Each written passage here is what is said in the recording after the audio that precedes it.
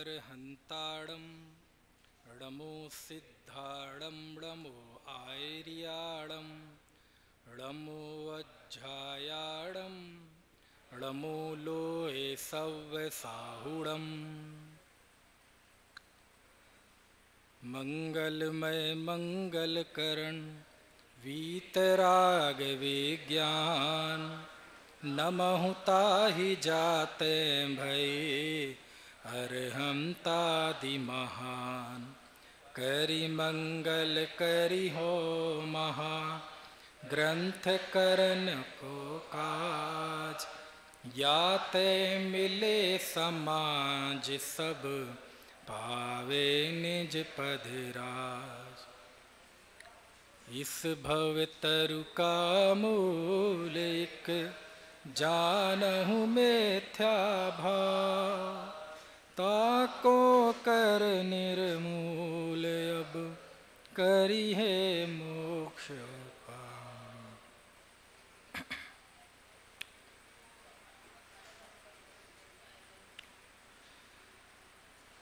मंगलाचरण से समझ में आया होगा। अभी शिखर जी से लौट रहा हूँ तो वहाँ पर सम्यक्त के सन्मुख मिथ्या दृष्टि का प्रकरण चला। मुझे भी बड़ा आनंद आया उसमें, तो वो भी दिमाग में चल रहा है, अभी उसके आनंद से बाहर नहीं निकला हूँ। तो सोच रहा हूँ आगे के 45 मिनट उसी पे बात कर ली जाए, ठीक है। मोक्ष मार्ग प्रकाशक 7वां अधिकार। पहले 6 अधिकारों में आचार्य कल पंडित टोडरमल जी ने जिन भूलों की बात की उसमें कोई जैन अजैन का फर्क नहीं था, वो सबकी सामान्य भूलें थीं। लेकिन 7वें अधिकार में जिन भूलों की बात है वो बड़े खास है। 7वें अध्याय में जो मिथ्या दृष्टि है ये VIP मिथ्या दृष्टि है, हाई प्रोफाइल मिथ्या दृष्टि है। जैसे 63 सलाह का पुरुष होते हैं ना, ये भी सलाह का पुरुष जैसे मतलब बड़े स्पेशल। 4 प्रकार के मिथ्या दृष्टियों का वर्णन किया। पंडित जी जब इस अधिकार की शुरुआत करते हैं तो वो लिखते हैं, अब जो जीव जैन है, जिन आज्ञा को मानते हैं, उनके भी मिथ्यात्व रहता है, उसका वर्णन करते हैं। क्योंकि मिथ्यात्व बैरी का अंश भी बुरा है। जो जीव जैन हैं और जिन आज्ञा को मानते हैं उनके भी मिथ्यात्व होता है। ऐसे 4 प्रकार के मिथ्या दृष्टियों का वर्णन किया। निश्चयाभासी, व्यवहाराभासी, उभयाभासी और सम्यक्त के सन्मुख। जो निश्चय का एकांती है वो निश्चयाभासी, जो व्यवहार का एकांती है वो व्यवहाराभासी, और जो समझौतावादी है, उदारवादी है, जो दोनों का एकांती है वो उभयाभासी। निश्चयाभासी व्यवहाराभासी की चर्चा तो टोडरमल जी के पहले भी पंचास्तिकाय की गाथा 172 की टीका में आचार्य अमृतचंद स्वामी ने की है, जयसेन स्वामी ने भी की है। लेकिन उभयाभासी पंडित जी का बिल्कुल नया चिंतन है। यद्यपि आप्त मीमांसा में उभय एकांत नाम से वर्णन आता है, नित्य एकांत, अनित्य एकांत, उभय एकांत। दार्शनिक जगत में उभय एकांत का वर्णन आता है, लेकिन साधनात्मक जगत में पंडित जी ने पहली बार उभय एकांत को उभारा उभयाभासी नाम से।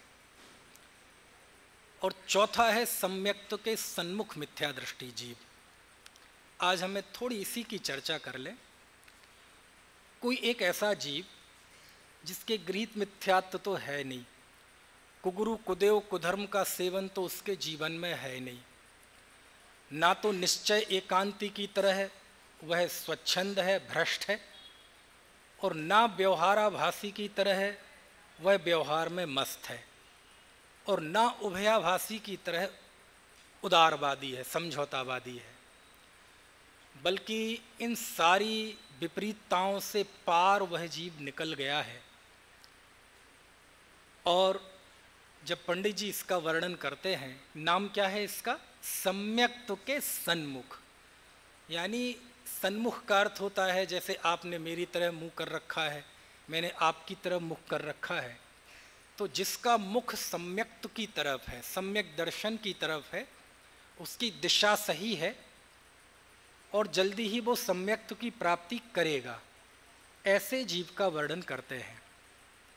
चूँकि मोक्ष मार्ग की पहली सीढ़ी यदि कोई है तो सम्यक दर्शन है, और अनियोग बदलता है, शैली बदलती है, आचार्य बदलते हैं, शास्त्र बदलता है, सब कुछ बदल जाता है, लेकिन एक चीज़ नहीं बदलती शास्त्रों के प्रतिपादन में, वो है सम्यक दर्शन की महिमा।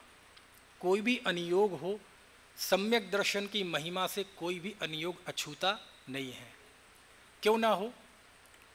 तो उसी सम्यक्त्व की प्राप्ति जो जीव करता है, उसकी मनोभूमि, उसके हृदय की भूमि कैसी होती है, उसका वर्णन आचार्य करते हैं।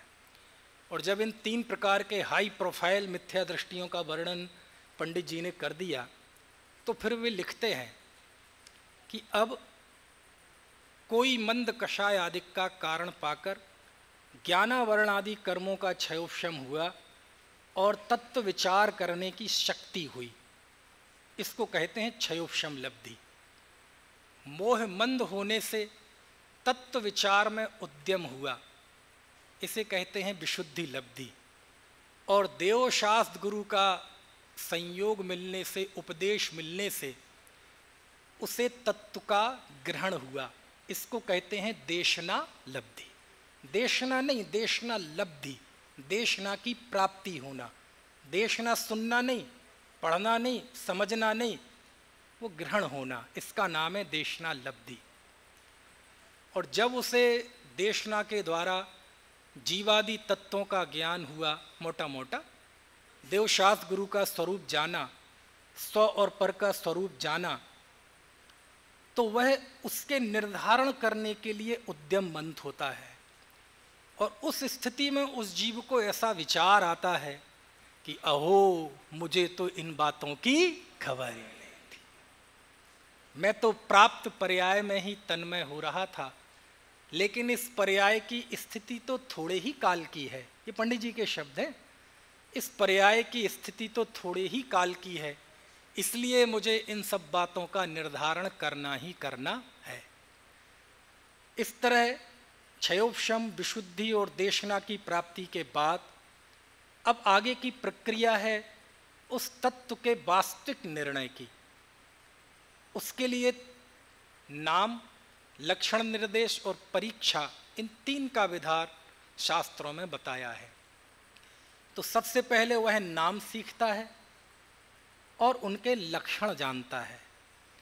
नाम और लक्षणों को जानना जिनवाणी से होता है, जीवादि के नाम शास्त्र से जानता है, उनके लक्षण शास्त्र से जानता है, और तीसरा बिंदु है परीक्षा। तो उसके लिए पंडित जी कहते हैं कि परीक्षा में अपना विवेक चाहिए। किसका? अपना विवेक चाहिए। अब वो परीक्षा करता है। मैं बहुत सारी चीज़ें स्किप करते जा रहा हूँ। प्रतिदिन का स्वाध्याय होता तो अहो, मुझे तो इन बातों की खबर ही नहीं थी, हो सकता है इसमें 2-3 दिन निकल जाते, लेकिन मैं उस कोमल भूमि में जाना चाहता हूँ जहाँ सच में सम्यक्त्व के सन्मुख है जीव, और ऐसी विशुद्धि उस जीव को बढ़ती है कि सचमुच वह सम्यक्त्व की प्राप्ति कर ही लेता है। और वह परीक्षा करता है। नाम और लक्षण किससे जानने हैं? शास्त्र से।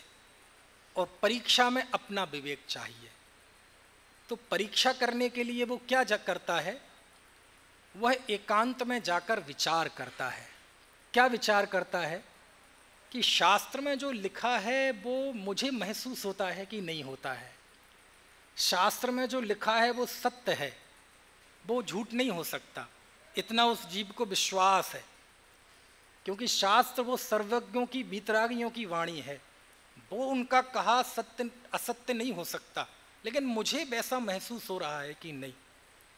और जब वह शास्त्र से अपनी परिणति मिलाता है तो उसे लगता है कि ऐसा मुझे तो महसूस हो नहीं रहा।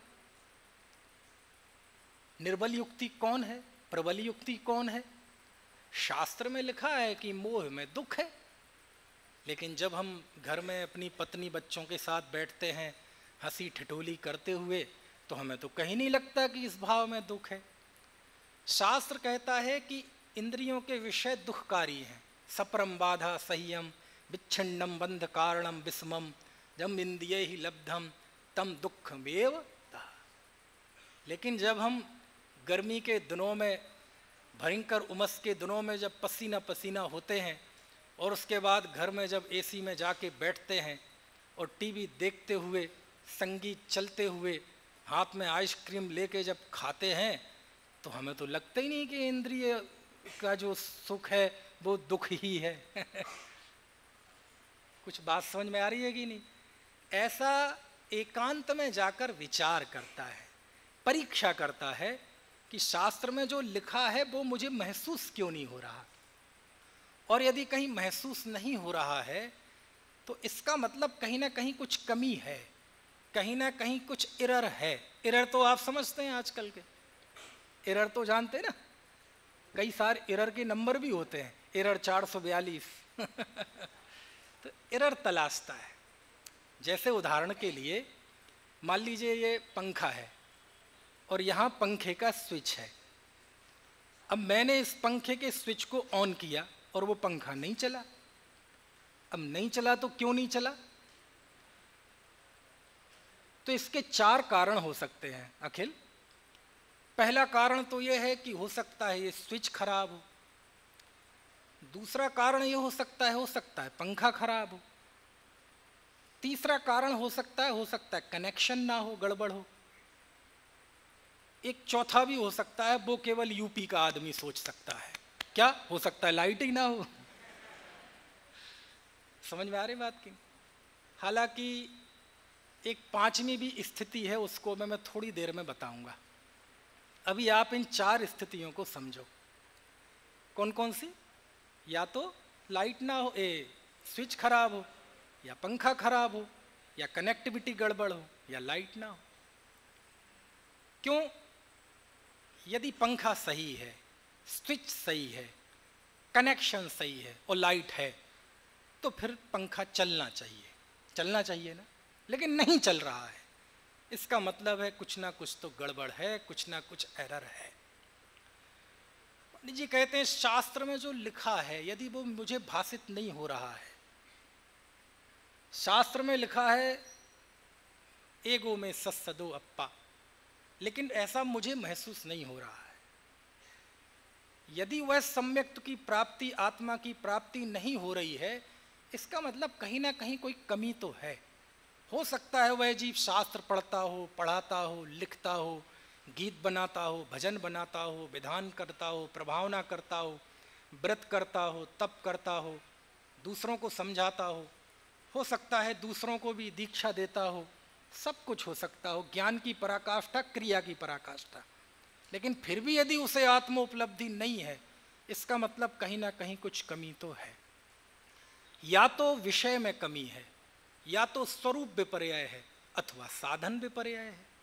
हो सकता है जिस आत्मा का अनुभव उस जीव को करना हो सकता है उस आत्मा का स्वरूप ही उसे निर्धारित ना हो रहा हो, उसमें शरीर को मिला रहा हो, उसमें कषायों को मिला रहा हो। या हो सकता है शास्त्रानुसार आत्मा के स्वरूप को ठीक ठीक जाना हो, तत्वों के स्वरूप को ठीक ठीक जाना हो, लेकिन उस आत्मा के अनुभव के लिए ज्ञान जो साधन है, हो सकता है उस साधन के विषय में विपर्यय हो सकता है वो दयादान भक्ति से आत्म उपलब्धि मानता हो सकता है वो ये सोचता हो कि मैं पूजा करके, नियम लेके, त्याग करके, तीर्थ यात्रा करके, दूसरों को समझा के, इनसे द्वारा हमें आत्मा की उपलब्धि हो जाएगी। हो सकता है उस साधन में कहीं कोई कमी हो। कुछ बात समझ में आ रही है कि नहीं? लेकिन एक तीसरी भी स्थिति हो सकती है। हो सकता है विषय सही निर्धारित किया हो सकता है उसने शास्त्रानुसार साधन भी सही सही जाना हो सकता है लाइट ना हो। लाइट ना हो मतलब जीवन में वो पुरुषार्थ ना हो, आत्मोपलब्धि के लिए जो एक समर्पण चाहिए, उल्लास चाहिए, उत्साह चाहिए, प्राण फूंकने की जो है ना ताकत है, वो चाहिए। हो सकता है वो भीतर में करंट ना हो, क्योंकि कोई कहे कि मुझे तत्वाभ्यास करते हुए 50 साल हो गए और आत्मोपलब्धि नहीं हुई, इसका मतलब क्या है? इसका मतलब कहीं ना कहीं उस करंट की कमी रही। ऐसा वह एकांत में जाकर क्या करता है? विचार करता है, निर्बल युक्ति कौन है, प्रबल युक्ति कौन है। कुछ समझ में नहीं आता तो क्या करता है? अपने से ज्यादा 158 पेज से बोल रहा हूं मैं, स्टेशन 258, समझ में आया? अपने से ज्यादा बड़े ज्ञानियों से जाकर पूछता है विनम्रता से कि मुझे ऐसा समझ में आता है महाराज, मुझ में कहीं कमी है। जब मैं अपने एकांत में आत्मा के अनुभव की कोशिश करता हूँ तो मुझे तो विकल्प ही विकल्प सताते। आत्मा तो कहीं दिखते ही नहीं है, दुकान मकान वो ही दिखते हैं, शत्रु मित्र वो ही दिखते हैं, घर परिवार वो ही दिखता है। सामान्य स्थिति में कम दिखता है, एकांत में बैठते हैं तो ज़्यादा दिखता है। महाराज हमारे लिए क्या उपदेश है, क्या करें हम? तो गुरु महाराज उसका समाधान करते हैं। देख बेटे, जब समुद्र का मंथन होता है तो पहले जहर ही निकलता है अमृत तो बाद में निकलता है। ये स्थिति आती है, घबराओ मत, अभ्यास करते रहो, मार्ग यही है और कोई दूसरा मार्ग नहीं है। और जब गुरु के उपदेश के द्वारा और उसका तत्व ज्ञान निर्मल होता है, आत्म बल बढ़ता है, तो वह एकांत में जाकर फिर विचार करता है। समझ में आया? अपने समान बुद्धि के धारक साधर्मियों से परस्पर वार्ता करता है। मुझे ऐसा समझ में आता है, मेरे भाई आपको कैसा समझ में आता है? समझ में आया? शास्त्र में लिखा है कि जीव आत्म शरीर का कर्ता नहीं है, लेकिन हमें इच्छा हुई और हम बोल देते हैं। तो वो भेद विज्ञान क्यों नहीं होता? शब्दों में समझ में आता है, थोड़ा अर्थ समझ में आता है, लेकिन भीतर में जो दृष्टि बननी चाहिए, जो एहसास होना चाहिए, वैसा नहीं होता। आपको कैसा लगता है? तो अपने साधर्मी से बात करता है, साधर्मी भी अपनी ओर से उसका हौसला बढ़ाता है, और ऐसा करके फिर एकांत में जाकर विचार करता है। अच्छा, बार बार एकांत में जाकर क्यों विचार करता है? क्योंकि एकांत में ही अपनी कुटेव पता चलती है। स्वाध्याय करते करते पता नहीं चलेगी, क्योंकि जिनवाणी जब हम पढ़ते हैं उस समय तो इतने भावुक होते हैं कि उस समय यदि हम अपना मूल्यांकन करेंगे तो ऐसा लगेगा मुझसे बड़ा तो कोई धर्मात्मा दुनिया में है ही नहीं। समझ में आया? जिस समय हम पूजा भक्ति करेंगे तो उस समय भक्ति में ऐसा मन डोलेगा कि ऐसा लगेगा अरे मुझसे बड़ा तो कोई भक्त है ही नहीं, बस छपक श्रेणी मारने वाला हूं मैं। इसलिए भावुकता के क्षणों में नहीं, कौन से क्षणों में? एकांत के क्षणों में वह विचार करता है, आत्मनिष्ठ होकर विचार करता है। समझ में आया? और इसी का वर्णन आगे आचार्य कल्प ने 260 पृष्ठ पर भी किया। ये पीछे आ रहा है क्या सब जो मैं बोल रहा हूं? 260 पृष्ठ निकाल देना जरा भैया। 260 पृष्ठ आएगा, 260 अभी देखना। उसमें पंडित जी लिखते हैं कि ऐसे निर्णय करने के अर्थ वह कभी तो स्वयं विचार करता है, कभी शास्त्राभ्यास करता है, कभी प्रश्नोत्तर करता है। आ गया क्या? आहा, अद्भुत है पंक्ति। क्या लिखा है? इस जानने के अर्थ क्या लिखा? कभी और और और और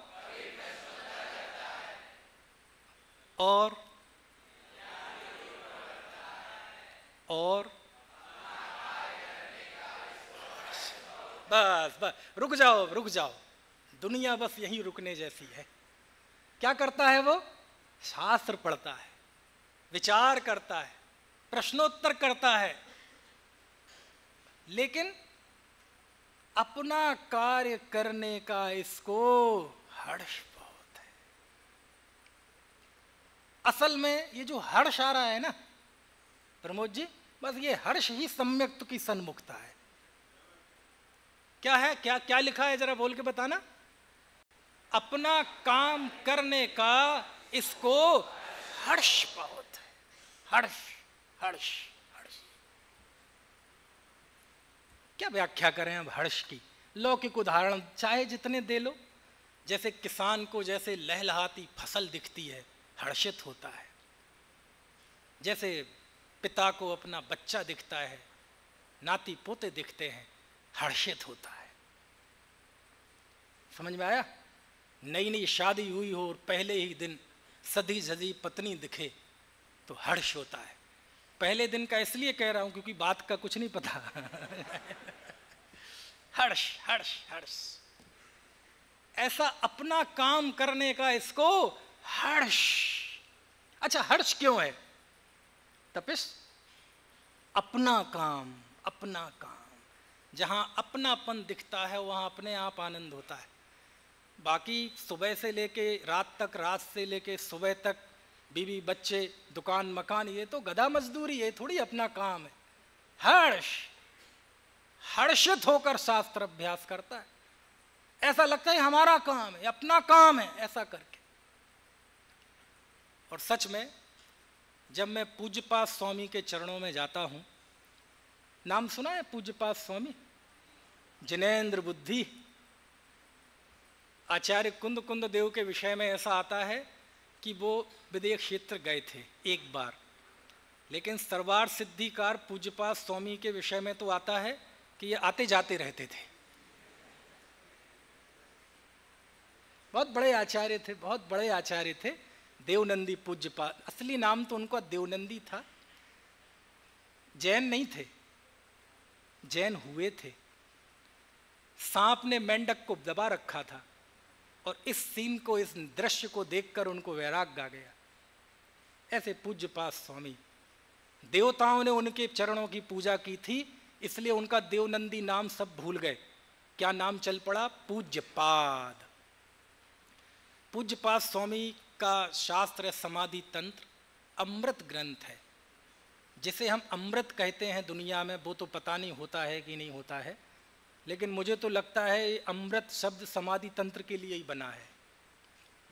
उसमें आचार्य भगवान ने 3 प्रकार के जीवों का वर्णन किया, बहिरात्मा, अंतरात्मा और परमात्मा। और बहिरात्मा से अंतरात्मा होने की प्रक्रिया का जो वर्णन है अद्भुत है, क्योंकि ये सम्यक्त के सन्मुख है ना। वो जो सम्यक्त प्राप्त करेगा ही कुछ देर में, कोई ज़्यादा समय नहीं है। ज़्यादा समय मतलब 2-4 भव की भी बात की है। अब कैसी कैसी दशा होती है जो जीव बहिरात्मा से अंतरात्मा होता है, उसका वर्णन आचार्य भगवान ने 53वें श्लोक में किया है। वो लिखते हैं, तद्ब्रूयात् तत्परान् प्रक्षेत् तदीक्षेत् तत्परो भवेत् येन विद्यामयं रूपं त्यक्त्वा विद्यामयं व्रजेत्। समझ में तो नहीं आया दीपक? देखो क्या लिखते हैं, कौन से नंबर का है? 53। अपने जो पाठ्यक्रम है ना, थोड़ा पाठ्यक्रम से अलग जाकर भी थोड़ा पढ़ने लिखने की आदत डालो। अभी पढ़ लोगे, जो पढ़ लोगे अभी पढ़ लोगे, शास्त्री होने के बाद 8-10 साल कहाँ चलेगा पता भी नहीं चलेगा, गुमनामी के अंधेरे में खो जाओगे। समझ में आया? जो अभी पढ़ लिया, उसके बाद जब दोबारा चेतना आएगी तो बहुत देर हो जाएगी है?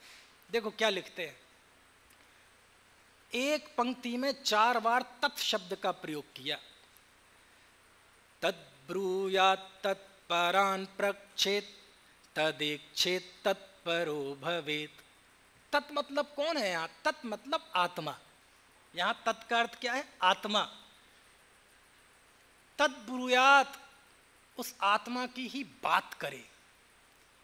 तत्परान् प्रक्षेत्, दूसरों से भी उस आत्मा के विषय में पूछे। तदीक्षेत्, उसी की इच्छा करे। तत्परो भवेत्, आए हाय, उसी के लिए समर्पित रहे। तत्पर कहते हैं ना, हम आज काम के लिए तत्पर हैं। यहाँ तत् मतलब आत्मा। यानी सर्वस्व समर्पण उस आत्मा के लिए रहे।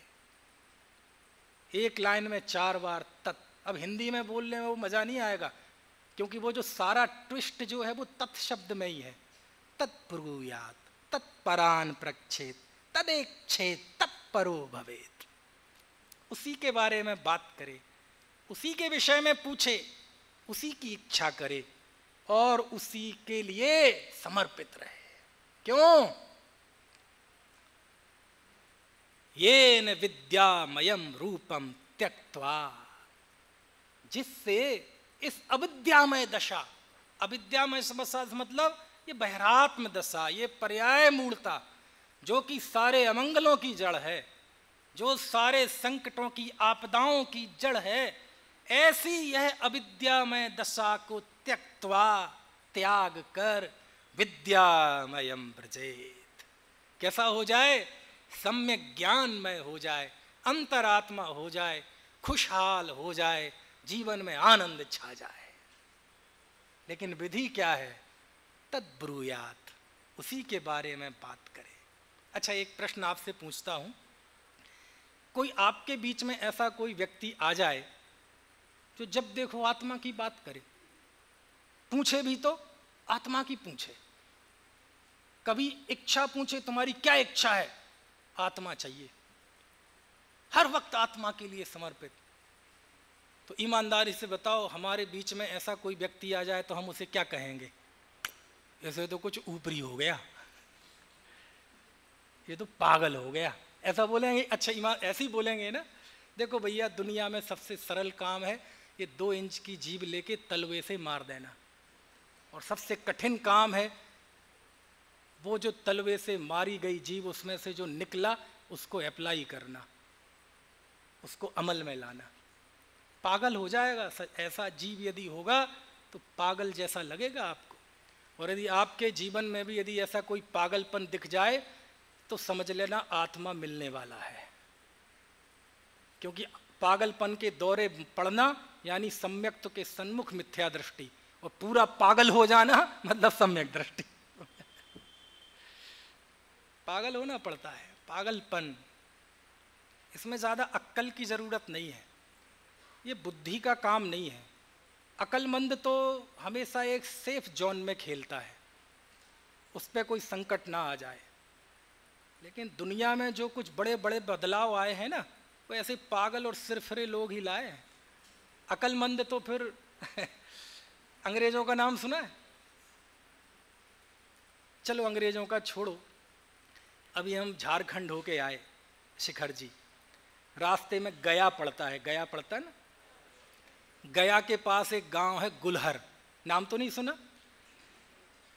गुलहर में एक मजदूर था, दलित, दलित तो समझते ना, दलित मजदूर, एकदम गरीब। उस गांव में बिजली नहीं, पानी नहीं, ऐसी उसमें रहता था वो, आदरणीय कमल चंद जी। उसमें उसका काम क्या था? वो जहाँ रहता था पीछे पहाड़ था एक, और वह पहाड़ पे जाता था, लकड़ियाँ बीनता था, बेचता था, जैसे तैसे दाल रोटी चलाता था, पत्नी भी थी। एक दिन क्या होता है कि वो पत्नी उसको खाना देने गई, ऊपर पहाड़ पे लकड़ी बीनने गया था, वहाँ उसका पैर फिसल गया, और पैर फिसलने के बाद अब अचानक उसको मेडिकल की ज़रूरत थी, तो वह वहाँ उसको लेके भागा। लेकिन जहाँ जाना था कस्बा, अत्रि नाम का कस्बा था, वो वहाँ से 55 किलोमीटर दूर था, साधन थे नहीं, और वो पहुँच नहीं पाया, और उसके बीच में पत्नी मर गई उसकी। अब पत्नी के प्रेम में हमारे यहाँ तो शाहजहाँ के किस्से प्रसिद्ध हैं, प्रेम का प्रतीक ताजमहल। अब पता नहीं वो कितना प्रेम का प्रतीक है, लेकिन हमारे भारतवर्ष में तो ऐसे शाहजहाँ गली गली रहते हैं। अब यदि वो पहाड़ नहीं होता तो वहाँ पहुँच जाता, वो लगभग 40 किलोमीटर की दूरी घट जाती और 10-15 किलोमीटर ही रह जाती, लेकिन वो नहीं पहुँच पाया वहाँ। यदि उसने कहा ये पहाड़ नहीं होता तो मैं जल्दी पहुँच जाता और पत्नी को बचा लेता। अब उसके मन में एक चेतना आई कि मेरी पत्नी मर गई, लेकिन मैं दूसरी पत्नी को नहीं मरने दूंगा किसी की, खुद की नहीं। मेरे साथ जो बीती वो किसी दूसरे के साथ नहीं बीती। वो नेताओं के पास गया कि ये पहाड़ को काट के कोई रास्ता बना दो, कुछ नहीं हुआ। गांव वालों के पास गया, सरपंच के पास गया, कुछ नहीं हुआ। अंततः उसने एक हाथ में लिया हथौड़ा और एक हाथ में ली छेनी और खुद उस पत्थर को तोड़ने में लग गया। सबने बहुत हंसी उड़ाई, कहा ये तो पागल हो गया है पत्नी के प्यार में। ऐसे ही कहते होंगे ना लोग। बोले क्यों जीवन खराब कर रहा है, 2-4 पत्थर तोड़ने में दिन निकल जाता है, इतना बड़ा पहाड़, पत्थर का पहाड़ तू कैसे काटेगा। सब सोचते थे गांव वाले ये तो पागल हो गया, दिमाग खराब हो गया, तिरस्कार करने लगे। कोई उसके साथ खड़ा नहीं हुआ। और ज्यों ज्यों उसका तिरस्कार होता, उसके अंदर का धैर्य, उत्साह और बढ़ता जाता। समझ में आया ना। और 22 साल लगे और उसने 22 साल में उस पहाड़ के बीच से तोड़ तोड़ के रास्ता बना दिया। समझ में आया। और अंत में बॉलीवुड में मूवी बनी उसकी, माउंटेन मैन, बराबर। भारत सरकार ने उस व्यक्ति को पुरस्कार, सम्मान दिया। कौन सा? पद्मश्री। क्यों? क्योंकि जब व्यक्ति पुरुषार्थ के दौर में होता है तो सब तिरस्कार करते हैं। जगती वणक वृत्ति है रखती, काम नहीं परिणाम निरखती। और जब रिजल्ट सामने आ जाता है दुनिया को तो तब पता चलता है। और उसका नाम मालूम क्या था? दशरथ मांझी। क्या नाम था? आप समझे ना, पागलपन। लौकिक क्षेत्र में भी इतना पागलपन होता है, तब पहाड़ कटता है। समझ में आया ना। मिथ्यात्व के पहाड़ को काटने के लिए भी ऐसा ही पागलपन चाहिए, ऐसा ही पागलपन चाहिए। समझ में आया। उसने तो 22 साल में उस पहाड़ को काट दिया। लेकिन यहाँ कितने वर्ष हो गए प्रमोद जी? वर्षों की क्या बात करते हो भैया, यहाँ तो जन्मों बीत गए, जन्मों बीत गए। समझ में आया ना। ऐसा पागलपन चाहिए। अब मैं पूछता हूँ, क्या ऐसा पागल हुए बिना क्या आत्मा मिल सकता है? नहीं मिल सकता। समझ में लिखा ना। हाँ हाँ हाँ। अपना कार्य करने का इसको हर्ष बहुत है। हर्ष शब्द ऐसा है कि मैं कितने व्याख्यान कर दूं, कितने उदाहरण दे दूं, हर्ष शब्द को समझाया नहीं जा सकता, महसूस किया जा सकता है। बोल के बताओ जरा, इस लाइन को पढ़ के बताओ जरा। अपना कार्य करने का इसको हर्ष, हर्ष। बोलो जरा, काव्य बोलना जरा, पूरी पंक्ति बोलो जोर से। हर्ष बहुत। कहाँ है हर्ष? किसी का नाम भी होगा हर्ष जरूर। हर्ष बोलो जरा, पंक्ति को बोलो।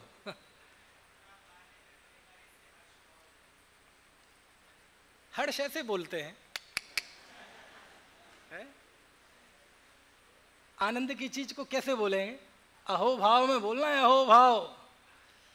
अपना कार्य करने का इसको हर्ष बहुत है। हर्ष, हर्ष। कुछ देर के लिए महसूस करो जरा। क्यों? क्योंकि उसे ये महसूस हो रहा है ये किसका काम है? ये मेरा काम है। और जब ये महसूस होता है तो आगे की पंक्ति पढ़ना जरा, क्या लिखा?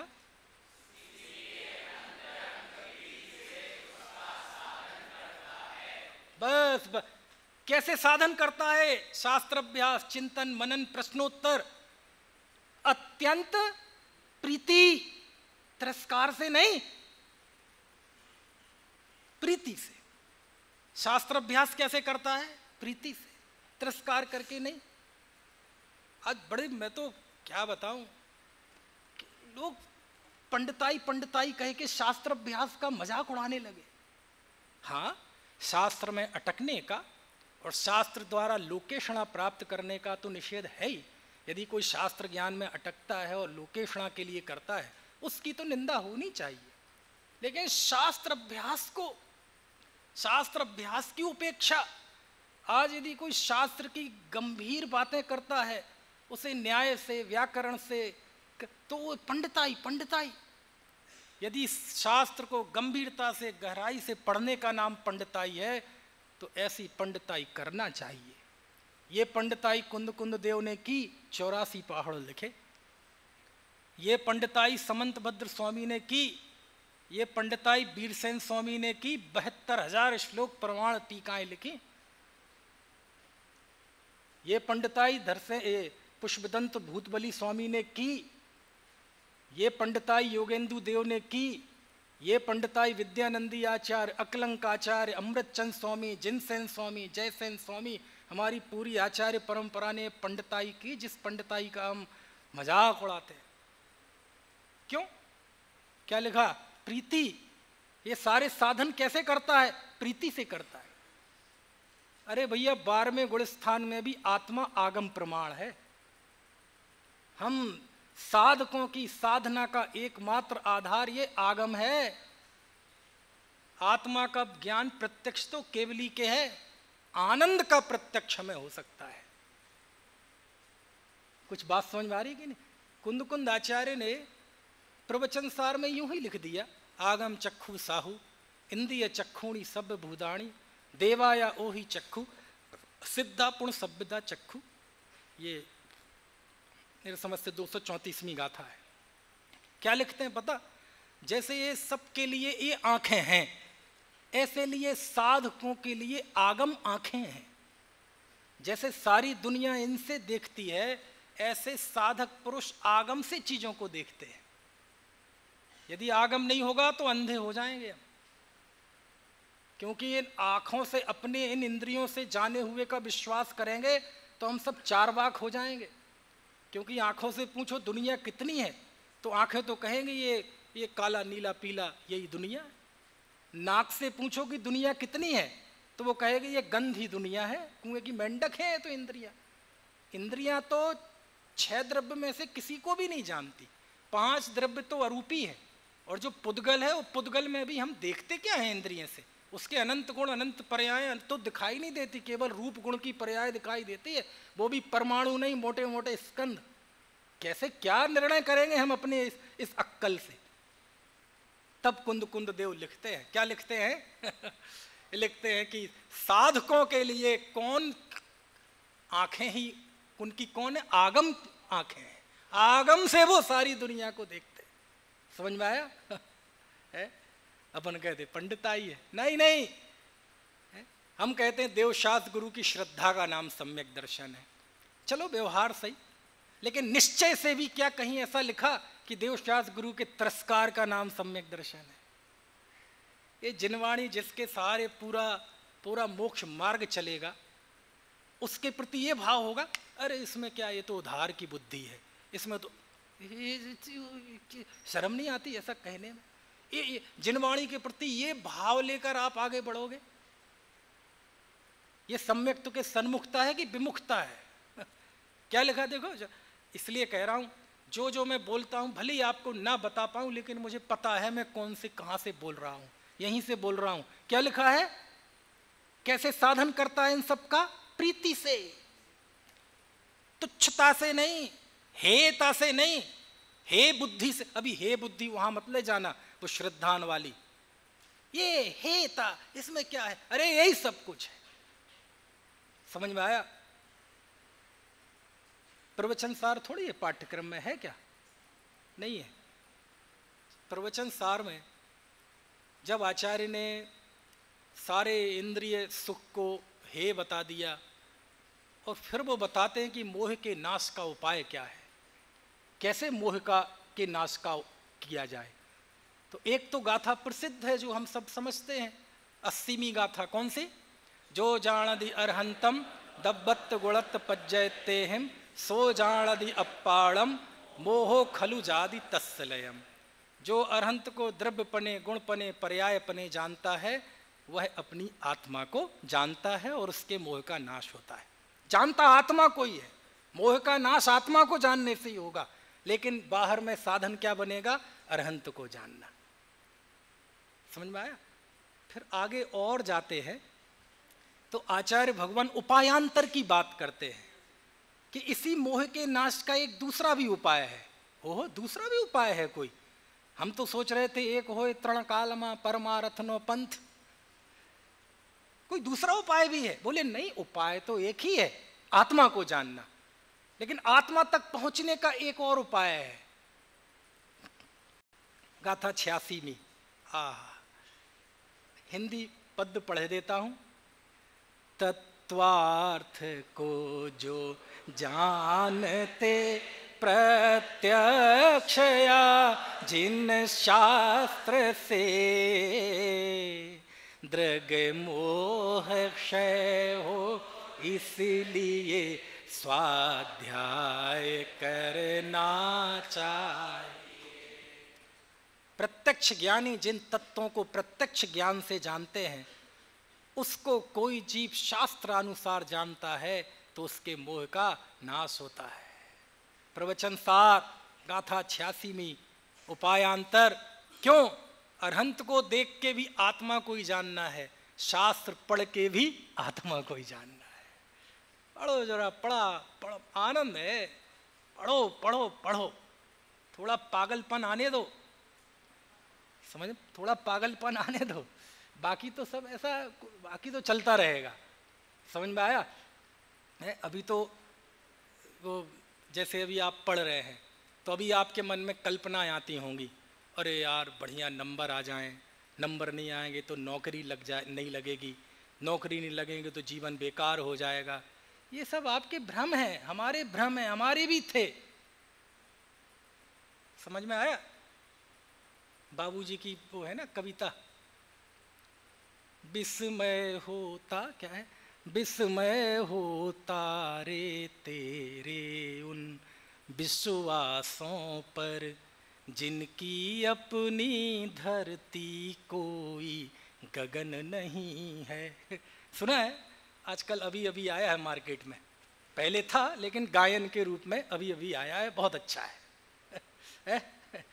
ये सब कल्पनाएं हैं कि अभी ये समस्या होगी, फिर शास्त्री कर लोगे तो फिर लगेगा यार नौकरी लग जाए। विस्मय होता रे तेरे उन विश्वासों पर जिनकी अपनी धरती कोई गगन नहीं। धरती कोई गगन नहीं है मतलब हमारी वो मान्यताएं जिनका कोई आधार नहीं है, निराधार। समझ में आया? अपना काम करना मतलब ये है अपना काम करना। समझ में आया? पढ़ना, विचार करना, निर्बल युक्ति कौन है, प्रबल युक्ति कौन है, शास्त्र में जैसा लिखा है मुझे भाषित क्यों नहीं होता।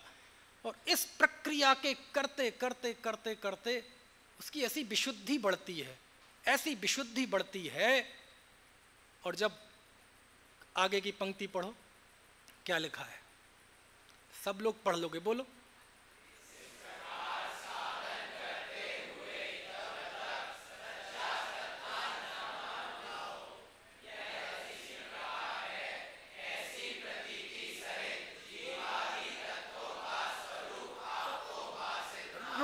रुक जाओ, अगली पंक्ति, सावधान हो जाओ जरा, कमर कस के पेटी बांध लो कुर्सी की। अब पढ़ो अगली पंक्ति। हा, कैसी कैसी कैसी, फिर से पढ़ो, फिर से पढ़ो।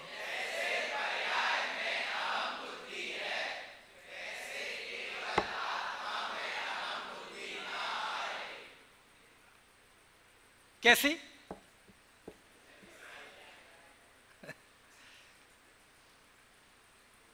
भाई करो अखिलेश, अखिल अब व्याख्या करो इसकी। क्या करें व्याख्या? है जैसी पर्याय में अहम बुद्धि है वैसी जब तक आत्मा में ना आ जाए। और आगे पढ़ो।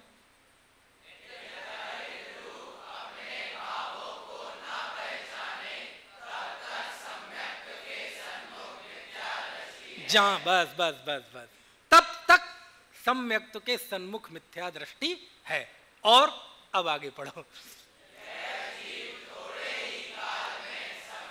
ओहो, विश्वास विश्वास विश्वास, आश्वासन। ऐसा जीव थोड़े ही काल, ज्यादा समय नहीं है, अच्छा थोड़ा काल कितना? थोड़ा काल ऐसा भी हो सकता है अंतर मुहूर्त में, क्योंकि इस अभ्यास के करते करते एकांत में जाकर अपना उपयोग जब लगाता है, ऐसी विशुद्धि बढ़ती है कि खास तरह की योग्यता उसके अंदर विकसित हो जाती है, जिसे कहते हैं प्रायोग्य लब्धि। कौन सा? इतना परिणाम आत्मा में मग्न होने को होता है। कर्मों में तो बहुत होता है, कर्मों की स्थिति अंतः कूड़ा कोड़ी सागरोपम रह जाती है। नया जो बंध होता है वो भी अंतः कूड़े कोड़ी सागरोपम के संख्यात में भाग रहता है। समझ में आए ना? और लब्धि काल से एक एक समय और घटता जाता है, कितनी ही पाप प्रकृतियां दबती जाती है, ऐसी प्रकृष्ट योग्यता आ जाती है परिणामों में। लेकिन वहां तक तो कोई अभव्य भी पहुंच जाता है। लेकिन ज्यों ही वो अंदर की विशुद्धि बढ़ता जाती है, परिणामों में निर्मलता होती जाती है, आत्म केंद्रित होकर चिंतन करता है, तो वह एक ऐसे जौन में पहुंच जाता है कि जहां से फिर गिरता नहीं है व्यक्ति। और उसको शास्त्र में कौन सी लब्धि कहते हैं? करण लब्धि। वहां 3 परिणाम होते हैं, अधः करण, अपूर्व करण और अनिवृत्ति करण। कर्मों में बहुत कुछ होता है। जिस समय हो आत्मदृष्टि, कर्म थर थर कांपते हैं। कांपने लगा है कर्म, करण लब्धि में आके कर्म कांपने लगा है, थर थर कांपता है, थर थर कांपता है। समझ में आया? स्थिति बंधापसरण, अरे बहुत कुछ होता है, करता वो कुछ नहीं। वह तो अपने परिणामों को अपने आत्म सन्मुख करने का पुरुषार्थ करता है, और उस प्रक्रिया में भी स्वतः सब कुछ होता है। उस जीव को भी पता नहीं चलता कि कर्मों में ये सब हो रहा है। उसे भी सच्चे अर्थों में तब पता चलता है जब वो केवल ज्ञानी होता है। हम भोजन करते हैं, हमें पता रहता है अंदर क्या क्या हो रहा है, होता सब है, लेकिन हम सोते रहते और वो होता जाता है। समझ में आया? और उस करण लब्धि की दशा को सुनना गहराई कितनी समझ पाएंगे आप, नहीं समझ पाएंगे मुझे नहीं पता। 45 मिनट हो गए तो खत्म करे देता हूं। 7:15 बजे शुरू हुआ था। उसको करण लब्धि की दशा को प्रवचन सार की 80वीं गाथा की जयसेन स्वामी की टीका में मालूम उसे क्या कहा है? सविकल्प स्वसंवेदन। क्या नाम दिया है? समझ में आ रहा है? धीरे धीरे आएगी इसकी गहराई समझ में। सविकल्प स्वसंवेदन, वो ही असल में सविकल्प स्वसंवेदन है। वो सविकल्प स्वसंवेदन जिसका फल गारंटी से निर्विकल्प स्वसंवेदन है। उस जोन में पहुंच गया वो व्यक्ति, और उसके अंतिम समय में जाके मिथ्यात्व का उदय नष्ट हो जाता है और वह जीव सम्यक दृष्टि हो जाता है। अब उस भाव भूमि का भी वर्णन करने का मेरा मन है, कभी भविष्य में होनहार के अनुसार आएगा तो करेंगे। ऐसा मैंने थोड़ा सा कोशिश की है ना, क्योंकि मुझे अच्छा लगता है। अब बाहर इस तरह की चीज़ें नहीं बन पाती, लेकिन अपने विद्यार्थियों के बीच में शास्त्र ऐसे सामने रख के ऐसे पढ़ के, ये सब यही अभ्यास है।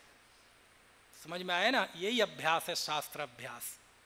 और ये युग हमसे यही उम्मीद करता है कि हम सब जो क्वालिफाइड विद्वान हैं, हम भी जब सभा में शास्त्र बाँचें तो इसी पद्धति से बाँचें।